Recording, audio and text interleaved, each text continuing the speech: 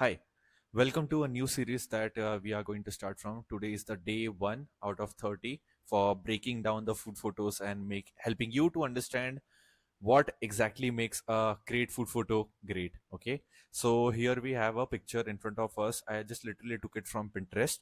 What we are going to do today is we are going to break down this picture to understand where is the light coming from, what are the props that are kept here, and what's giving this food photo its beautiful appeal, right? So first of all, every time when you look at any kind of photo or in even a food photo, you need to understand everything is about lighting, right? So let's try to decode the lighting over here, right? So first of all, if you can see, just look at the highlights and the shadow, right? So it's a wonderful evening sort of a picture shot in a sunset time, right? So shot at, let's say, 4 5 6 ish p.m in the natural sunlight, right? So if you can see, there's a yellow golden glow to it, right? And let's talk about the direction over here, right? So if my subject is over here and I can clearly see a shadow of the subject over here, so naturally the light is going to come from the opposite side of the shadow, right?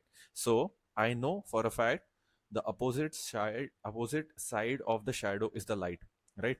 And look at the highlights, where are they coming from, right? So this particular thing. So as a result, my light is going to come from this direction, right? So after we figure out the lighting direction, which is the top right side of this particular frame, right, we will try to understand what kind of lighting effect is this, right? So first of all, I have already told you it's the orange yellow sunlight coming at, let's say, 5 p.m., right? So it's a sunlight natural light shot picture shot in the evening times with a orange or yellow glow to it, right? And we figured out the lighting direction as well. Apart from that, if you try to see, there are some shadows of the trees and the plants, right? This is a unique thing called as a gobo, right? So gobo is literally go in between object, right? So if you can see, the shadows created by all of these things, is a result of having the plant leaves in between the natural sunlight and the subject or the backdrop, right?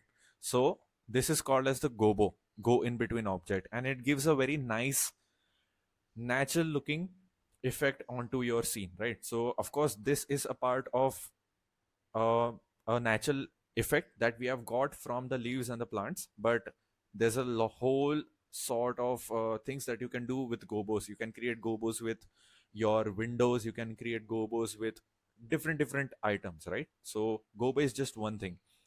Apart from that, if you can see other things, let's just try to decode what are the backdrops and the surfaces over here, right?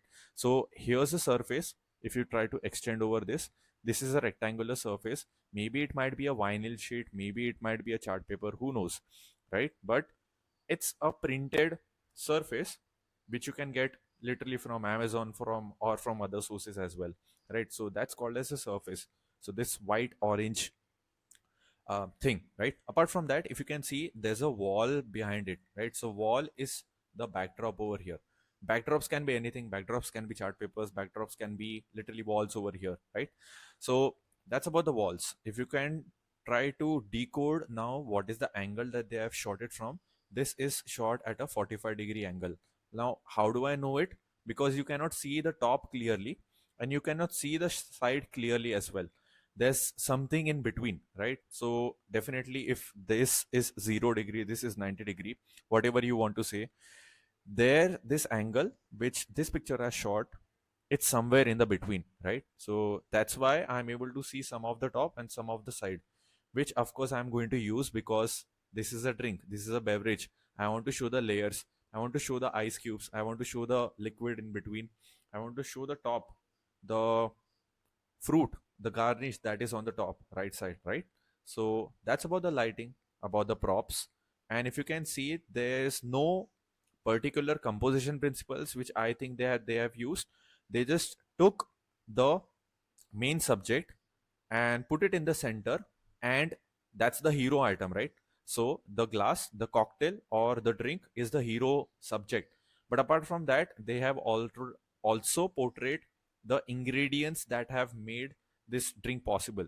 So this particular fruit, this apple, this ice cubes, and of course, if you look very closely, when I remove and erase all of these things, that's the reason why you get a food photo like this, which appeals your eyes, and as a result, it would get you customers and even Instagram followers, right?